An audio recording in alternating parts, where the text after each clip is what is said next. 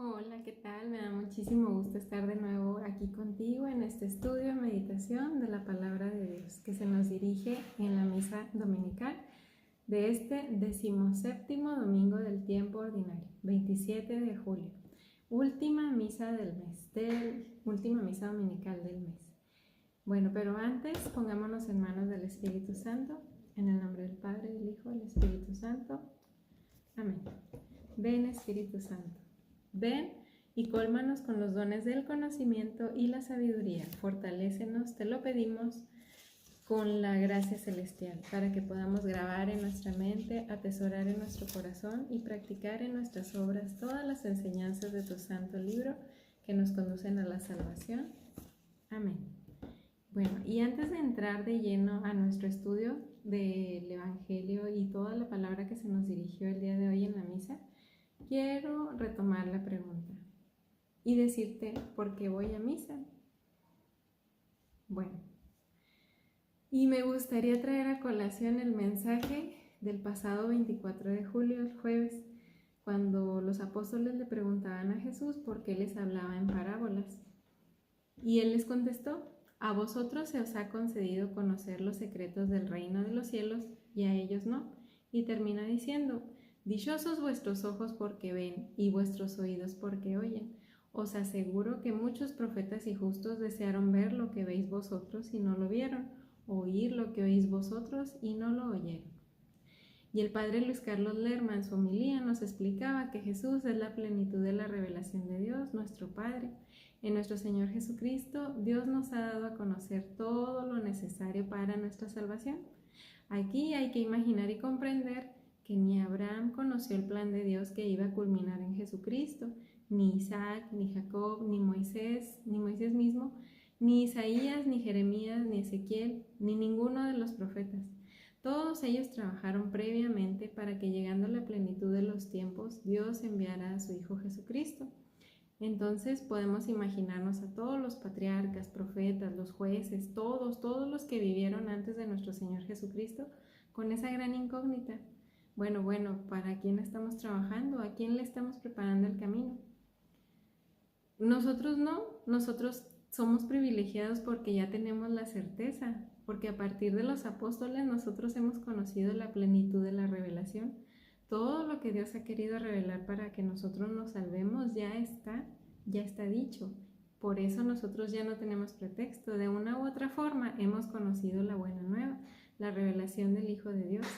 Si alguien se pierde en estos tiempos es por su cerrazón de corazón, su frialdad, su indiferencia, pues la revelación está completada y es para todos.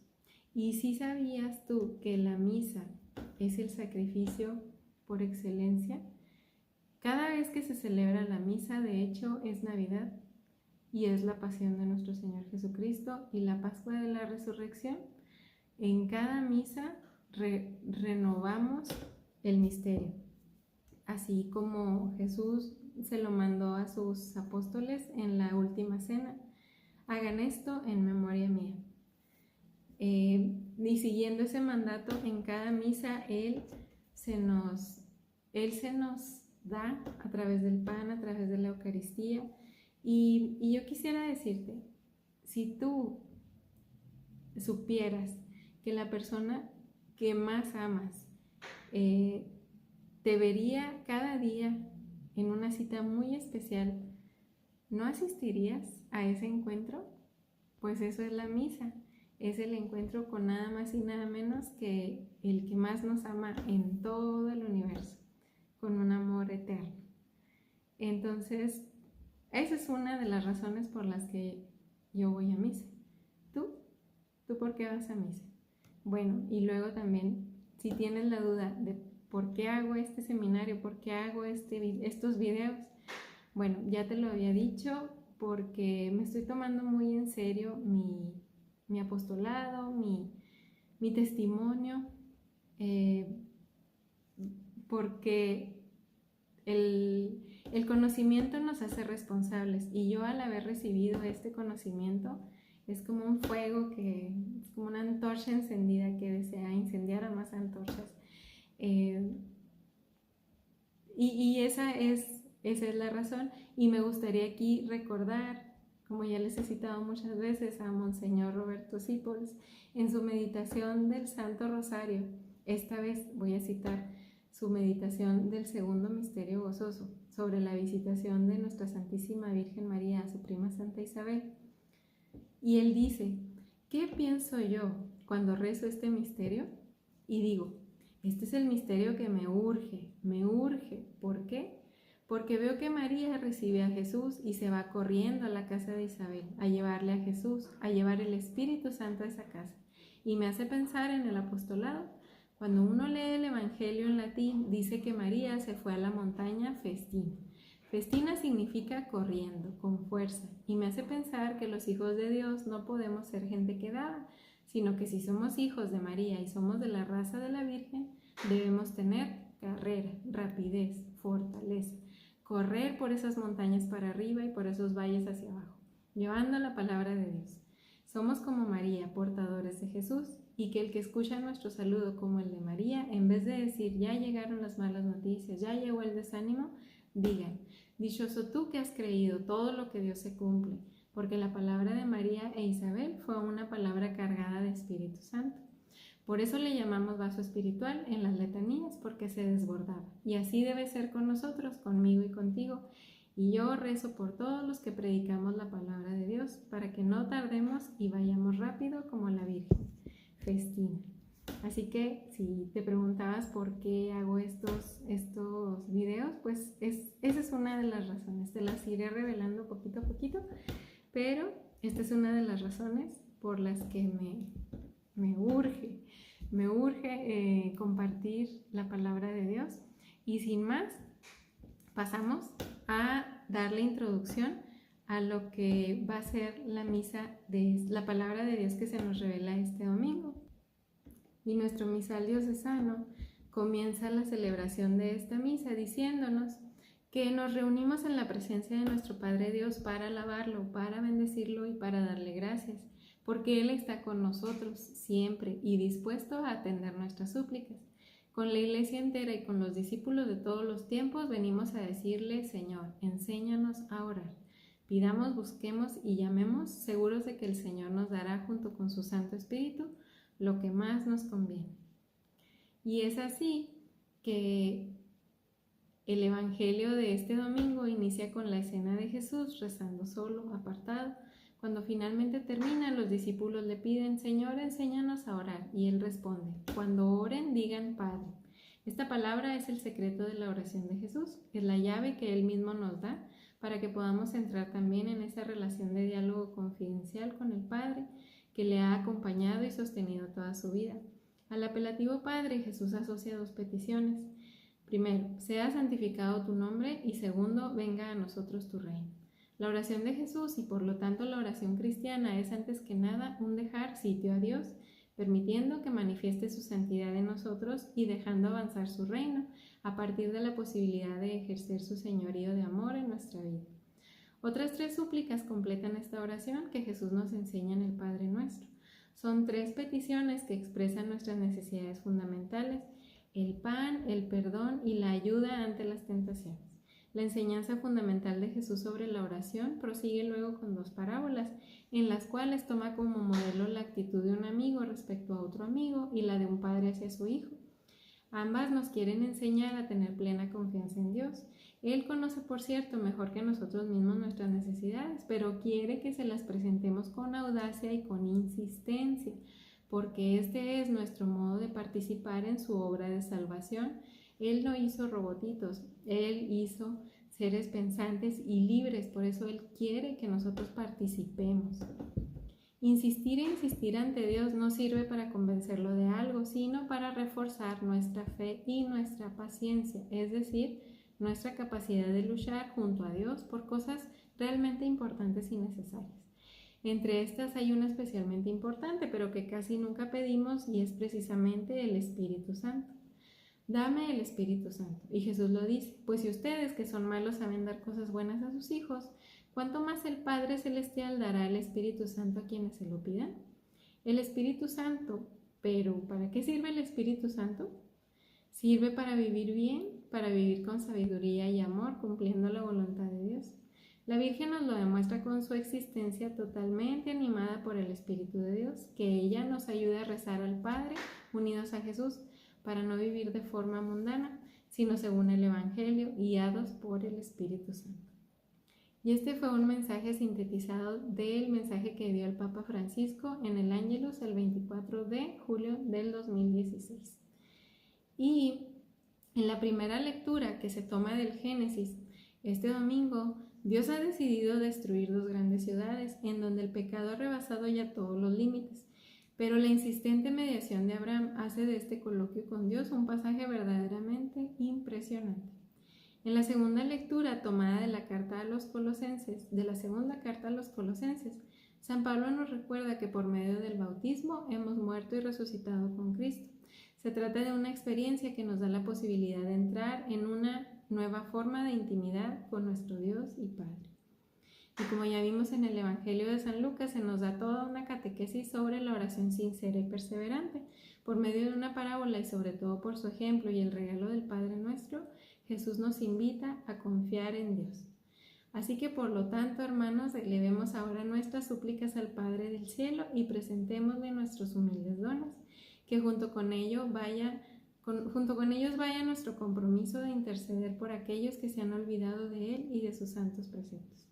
Y que la Santa Comunión que vamos a recibir haga crecer en nosotros la vida nueva en Cristo, que como bautizados logremos llevar a la práctica una fe firme y coherente, para que al retirarnos a nuestros hogares abandonémonos totalmente en las manos de nuestro Padre que está en los cielos, que Él nos llene de los dones de su Espíritu para seguir luchando por la transformación de nuestro mundo.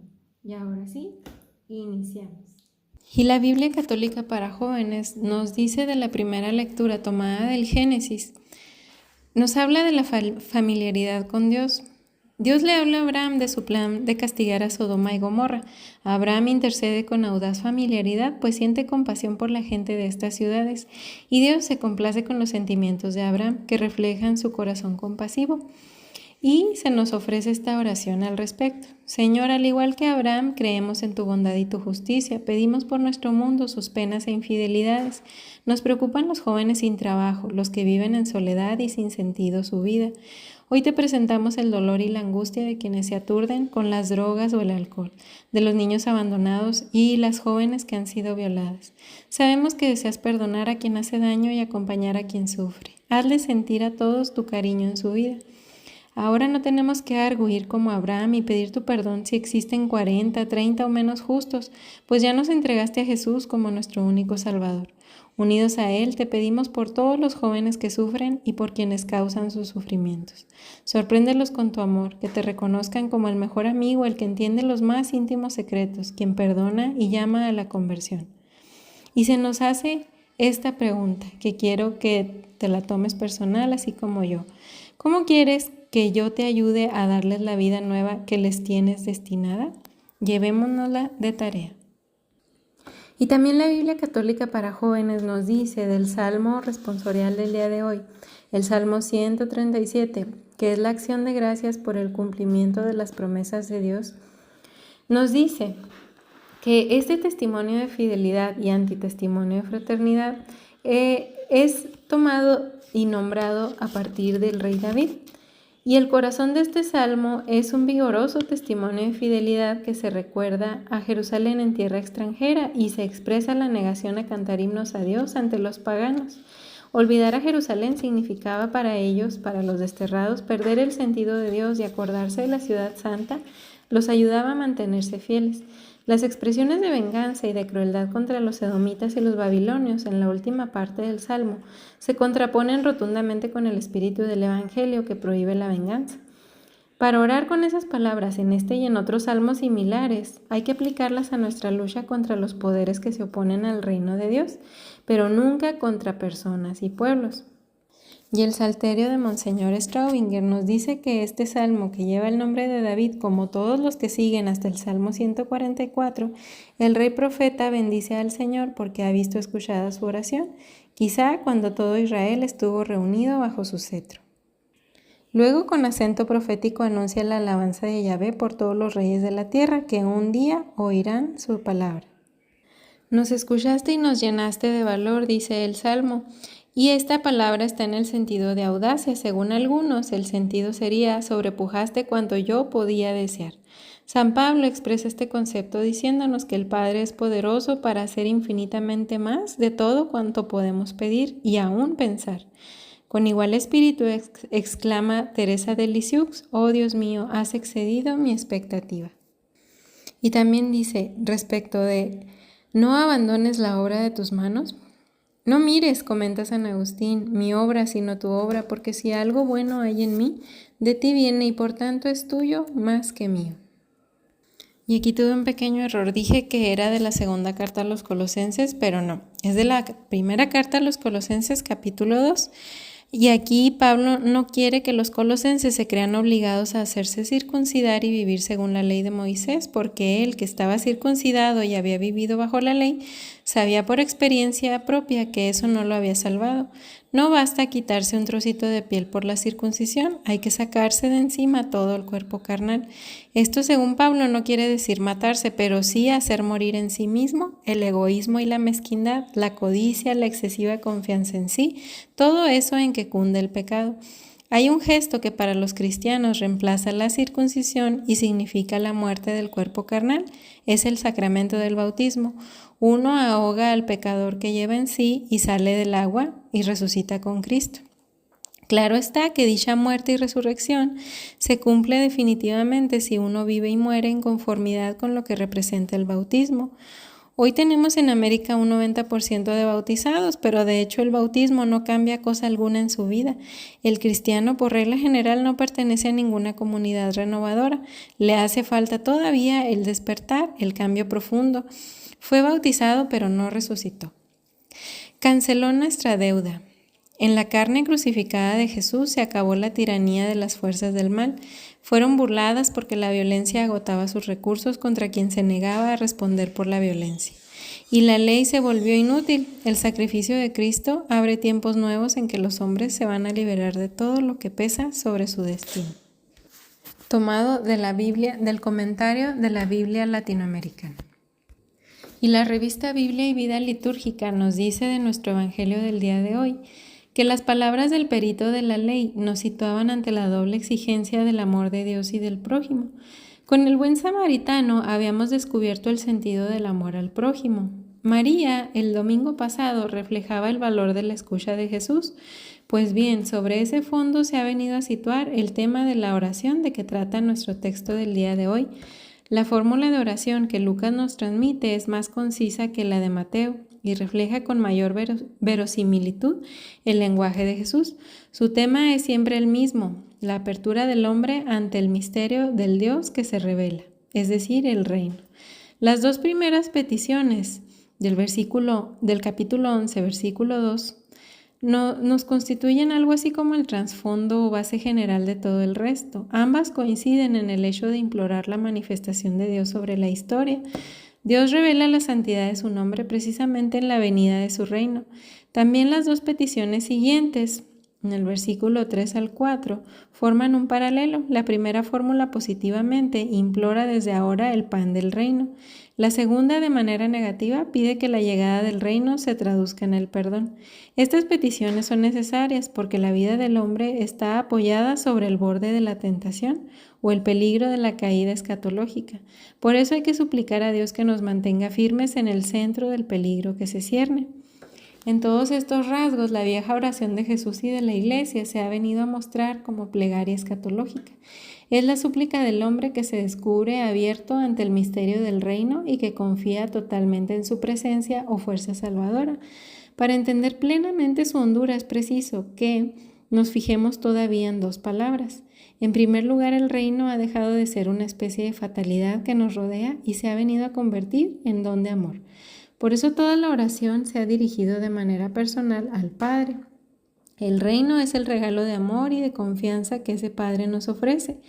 En segundo lugar, la llegada del reino como perdón, en el capítulo 11, versículo 4, viene a estar condicionada por el don del perdón interhumano. Eso nos descubre que el regalo del Padre suscita en nuestro mundo un ambiente de regalo.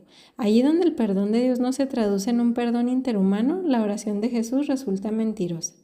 En toda esta oración descubrimos que el amor de Dios implica saber que Dios nos ama, por eso es necesario mantenernos a la espera, con ejemplos sacados del fondo real de un amigo que llama, en el versículo 5 al 8, o del hijo que pide, en el versículo 11 al 12, nos muestra San Lucas la forma en que debemos confiar en Dios.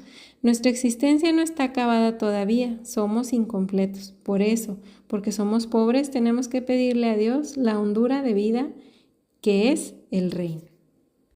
Y ya para ir concluyendo esta meditación, quiero cerrar con una frase de María para ti. Cuando somos capaces de ver a Dios en la vida de otros, comprendemos que amar vale la pena. Hagamos oración por las personas que viven sin ver a Dios en los demás. Y a continuación un mensaje real de la Virgen María, Nuestra Señora de la Paz, desde Medjugorje. Queridos hijos, el Espíritu Santo por el Padre Celestial me ha hecho madre, la Madre de Jesús, y con esto también vuestra madre. Por eso vengo para escucharos, para abriros mis brazos maternos, para daros mi corazón y para invitaros a permanecer conmigo, porque desde lo alto de la cruz mi Hijo os ha confiado a mí. Pero lamentablemente muchos hijos míos no han conocido el amor de mi Hijo y muchos no desean conocerlo. Oh hijos míos, qué mal hacen aquellos que para poder creer necesitan ver o razonar.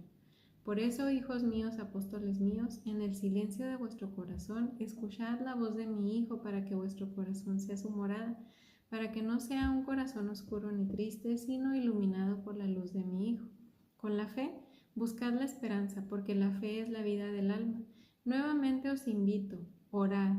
Orad para poder vivir la fe en humildad, en la paz del alma e iluminados por la luz. Hijos míos, no os esforcéis en comprenderlo todo de una vez, porque tampoco yo lo comprendía todo, sin embargo he amado y he creído en las palabras divinas que mi Hijo decía, Él que ha sido la primera luz y el origen de la redención. Apóstoles de mi amor, vosotros que oráis, que os sacrificáis, vosotros que amáis y no juzgáis, id y difundid la verdad, las palabras de mi Hijo, el Evangelio, porque vosotros sois el Evangelio vivo, vosotros sois los rayos de la luz de mi Hijo. Mi Hijo y yo estaremos a vuestro lado, os alentaremos y os pondremos a prueba. Hijos míos, pedid siempre la bendición de aquellos y solo de aquellos cuyas manos ha bendecido mi Hijo, de sus pastores. Os doy las gracias. Este fue un mensaje dicho el 2 de octubre de 2016. Y como ves, hemos llegado al fin de nuestro estudio y reflexión de lo que la palabra de Dios nos dijo a través de las lecturas de la misa dominical de hoy. Espero que tú también te quedes con el corazón llenito como yo. Y para despedirme, quiero pedirte que me ayudes a que más personas se enriquezcan con esta palabra, ya que como te dije al inicio de este video, somos privilegiados de conocer la revelación de Dios en nuestro Señor Jesucristo. Comparte este video para que Jesús sea amado por todos los corazones. Muchas gracias por perseverar conmigo y llegar hasta aquí. Nos vemos la próxima semana si Dios quiere. Fiat en la divina voluntad de Dios, siempre.